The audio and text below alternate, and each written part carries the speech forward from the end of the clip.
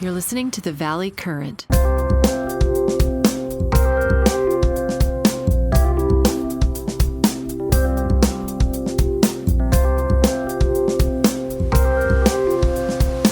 Hey, Myron. Hi, Chuck. How are you doing? So we're talking about a series that you did, at least the first of a series. You sent me the entire series. I've read a number of them. I think they're great articles about how you deal with the shady client or the shady foe or the shady opposing party, and how does the court deal with that? I think you call them just generally bad guys, right? Right, yeah. And how would you describe it? Because I don't want to repeat your article or misstate it, but I thought it was a great topic for a podcast because appellate lawyers have to take cases the way they are. Well, let me tell you how it came up, Jack. I've been practicing law for many, many years and doing appeals for many years. And I got good training at what was then called Bulls Hall. And my professors told me, judges apply the law and learn the law, apply them to the facts. And that's the best way to win. And that's what I did from the start. I did pretty well. I kept winning. But once in a while, I wouldn't win. And I'd look at the opinion and it would be convoluted and have poor reasoning. And I say, what the hell happened? And then the opinion usually wouldn't mention this, but I'd see a pattern. And the pattern was there was something wrong with my client. He had done something bad. That's in the record, sort of related to the litigation, sometimes not. Sometimes he lied on the stand. The judge found that. That happens. And because of that, he lost the credibility battle. But even on the facts adverse to my client, the judge has an obligation to follow the law. Right. And quite often they didn't. I mean, one case really stands out in my mind where my client was a deadbeat debtor and he had done some bad things to avoid paying his debts, hiding assets, putting them in other people's name. And then he gets to trial and the judge finds he lies on the stand. And he loses. Okay, that's life. If that's all there was to it, I wouldn't even have taken the appeal. There's no chance. But the judge imposed penalties on him that were not in the statutes. He just kind of patched something together and made it up. And I thought, you can't do that. I mean, I took the appeal and I argued to the appellate court. If you got a criminal case and the guy did something really terrible, murder, rape, you name it, and then he goes to trial, he lies on the stand, he makes some racist comments, and he's convicted. And during the sentencing, the judge goes beyond the sentencing guidelines. What would the appellate court do? Well, they'd have to reverse. I said, this is the same thing. And I lost that case too. And once again, you got this convoluted reasoning. So it's very frustrating. I was talking to another attorney about this, and he said, it's happened to all of us. It's very common. And then I do a little research, and I find this study done by a federal magistrate and some law professors. What they did, they went to a conference for judges all over the country. There were a bunch of them, 200 or 300 of them. And he got permission from the conference sponsors to do a study. And what they did was put together some hypotheticals which involved an issue of pure law, where the particular facts didn't matter. And they created these hypotheticals. So there was one change in each of the hypotheticals to give to each of two House of Judges. In one, the defendant was a real bad guy, a hitman or something like that. In the other set of hypotheticals, the defendant was like a female college student who made a mistake. The issue of law was the same and had nothing to do with these two variations, in fact. And one group of judges would find the issue of law for the young woman.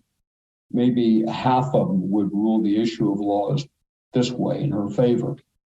And for the other set of facts, where you got a hitman, all of a sudden, they're all ruling the other way. You know, it was a huge gap, like 30%. Right. Over a lot of judges from Minnesota, from Canada, federal judges, state judges. And it was very thorough and very consistent. And it's there. A good example that I need to interject is they really dressed up. If you look at it, they really dressed up Elizabeth Holmes to play up the motherhood and apple pie. And they really tried to make her look great in front of the jury and in front of the judge. And in many ways, that might have backfired, but they didn't want her to look as though she was a fraudster. That whole fashioning of the defense of that case, right? Yeah. Good example. It's a good example both ways because she got caught. I mean, she tried to play that game. That's the game she played in hustling all these investors, you know, Henry Kissinger and George Shultz and people like that. But when you got a smart lawyer on the other side, it could be turned against you. And I think that's what happened to her. Right. It certainly didn't help. No. Unlike you and your practice, I'm dealing with a cold record.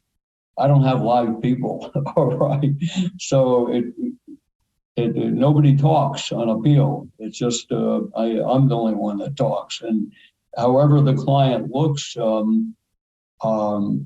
mean, I had one case where the opposing party was this immigrant woman who I happened to be at the trial, and she put on a show. She cried, she carried on, she was lying through her teeth, but the judge felt so sorry for her, he ruled in her favor. And on appeal, all that carrying on didn't show through the record, and I got the whole thing reversed. So I want to turn to the remedy, okay? Because this, I mean, it's fine for us to whine and cry about this, but you got to do something about it at some point. And my solution is get it out there, get it on the table, talk about it, mention this article to the judges. I had one case many years ago from down your way. My client was a car dealer, new and used cars. And some guy comes in with a Ferrari, talks to one of his salesmen, tries to get him to buy it. The guy won't buy it, but he takes it on consignment, all without my client, the owner, knowledge. And he takes it on consignment, and then he reconsigns it to another dealer who promptly sells the car and then goes broke. Ouch. And he gets the proceeds, and it's all in bankruptcy court. And the guy who owned the car doesn't get anything. And he's angry. He sues my client, the dealer, all right? And the jury nails him for punitive damages, and he didn't even know about this, all right? And I get the appeal. And they introduced some evidence that was irrelevant about how much this guy spent in attorney's fees fighting him, which you can't introduce. But the trial court let it in because he felt sorry for this guy. And while I'm working on the appeal, I happen to pick up the newspaper, and there's a survey. It says, which professions do people like the least? And of course, politicians and lawyers are down near the bottom. Right. But at the very bottom, guess who's there? Car sales. Car dealers. Car dealers, yeah. People have used car dealers. Used car dealers. Yeah, all right. I put that in my brief. I attached the study to my brief. I say, this isn't right. This case was laden with prejudice from the day it was brought, all right? Now, I don't directly accuse the appellate court of prejudice. I don't want to do that. So I always kind of blame somebody else. I had a recent case where I blamed the trial court for prejudice because the trial attorney told me about it. But my message is, don't you do that. You're appellate court judges. Don't let emotions control it. You apply the law. I blamed the opposing counsel because they hammered these bad facts, and I hammer him.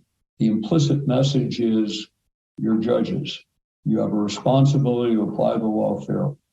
But you can't ignore this. You've got to get it out there.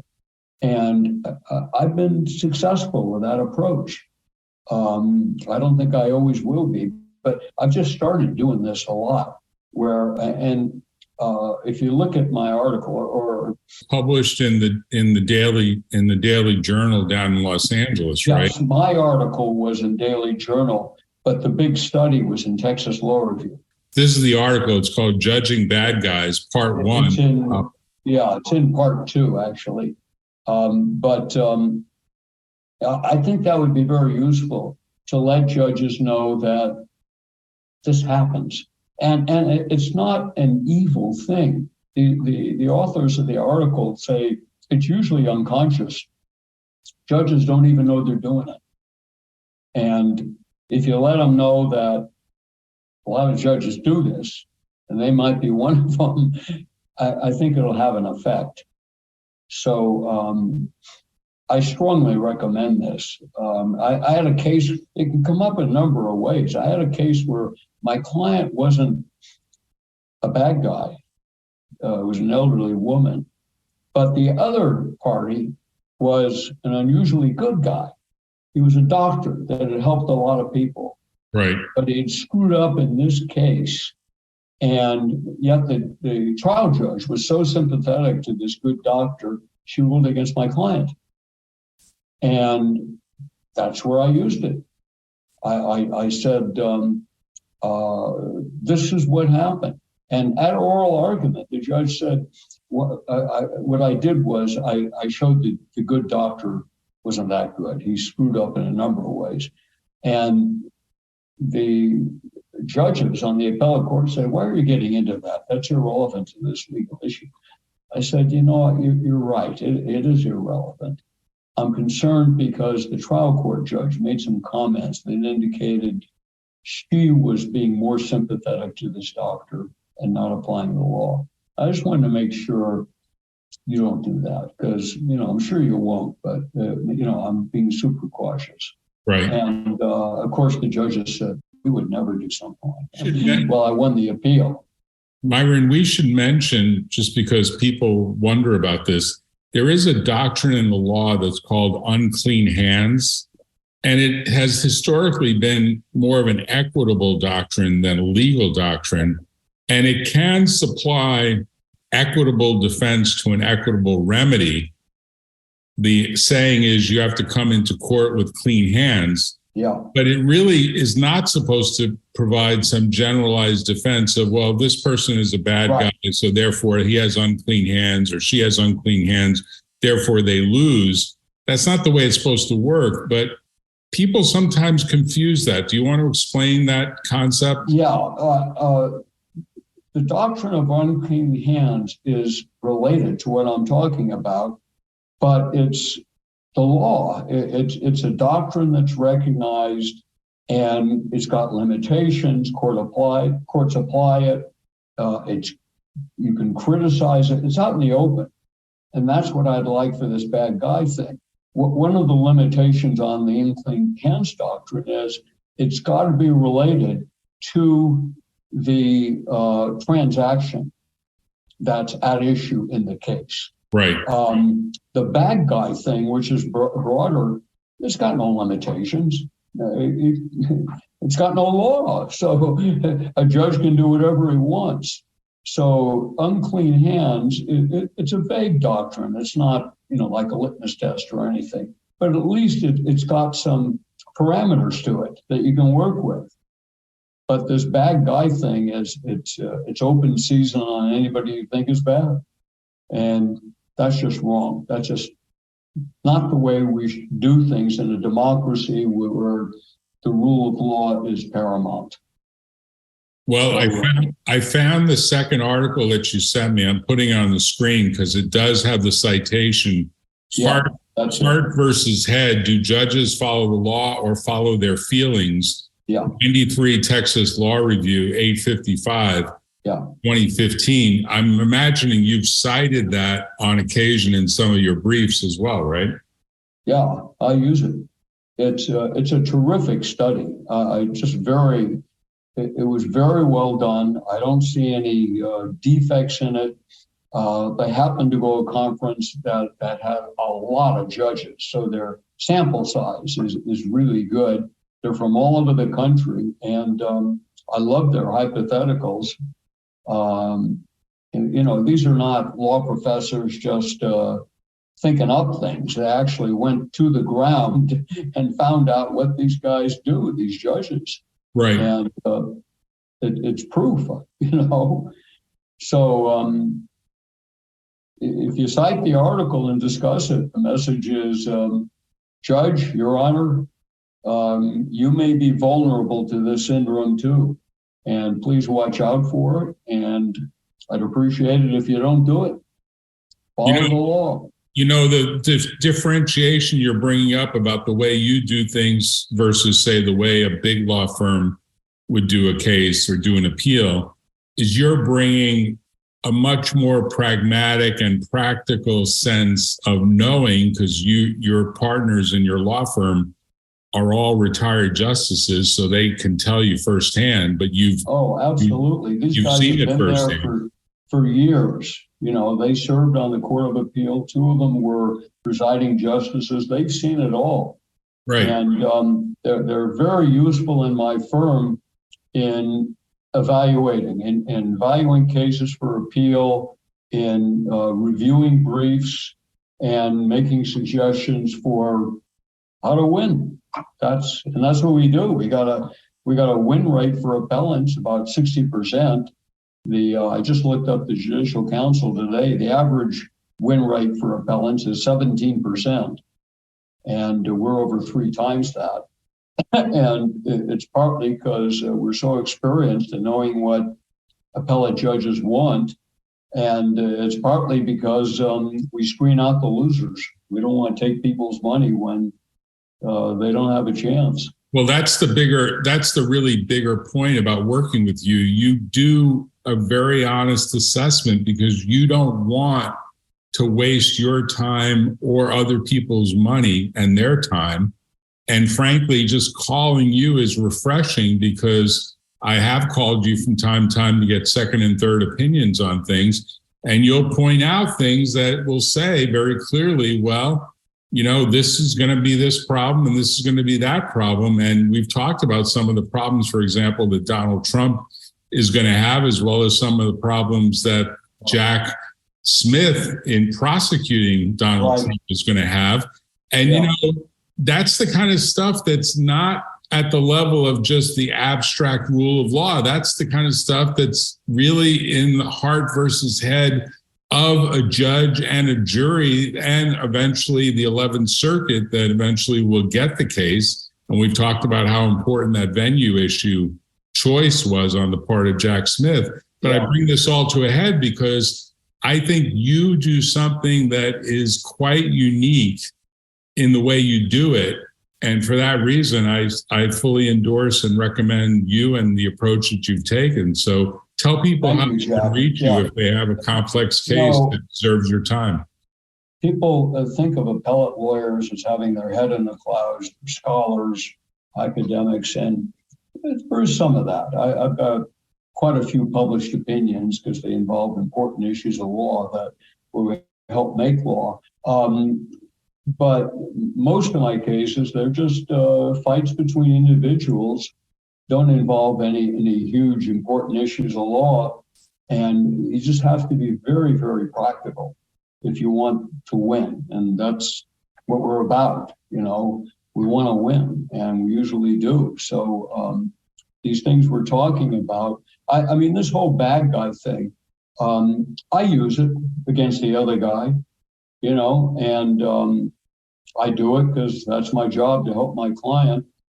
Looking at the big picture, I don't like the fact that judges are receptive to that kind of argument. But, that's my role as a citizen. Over here, my role as a lawyer, I use whatever I can. But so I kind of do both. I've been a law professor where I've criticized courts and, try to do the right thing. And I got this other hat where I'm an advocate. And so I do both. And, how do people best reach you, Myron? Email or phone, either way. Take a look at our website. It's Moskovitzappelleteam.com. That's the easiest way, and you can see who we are and what we do. And it's got a contact thing there. You can just send us an email, give me a call, and I'll be happy to talk to people. Is there any charge up front, or can people call you? No charge up front. Now, one thing we do, which is unusual, is depending on how complicated the case is, we will review the record and evaluate it and give you advice before we sign an agreement to take the case. And we do charge for that time, but it saves people a lot of time and money if it turns out that they really shouldn't be appealing. And if we do decide to go ahead, that work isn't wasted. We've already gone a long way into helping to prepare the appeal. Yeah, right. There we are. I've got the website up, Moskovitzappelleteam.com, MOSKOVITZ, appelleteam.com. That's you in the foreground, and that's your various justices, Chris Cottle, Bill Stein, and Jim Ardays. That's our muscle. That's our experience on the bench. Yeah, you got over 250 years of experience there. I haven't counted it, but I'll take your word for it. Yeah, well, it's a big number, and you guys have the maturity and wisdom, and so thank you for spending the time with me this afternoon. And thanks for having me, Jack. I enjoyed it. You're welcome. Take care. Okay, thanks. Bye-bye.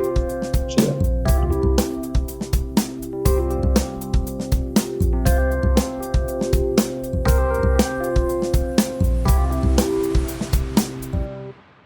Tune in next time on The Valley Current.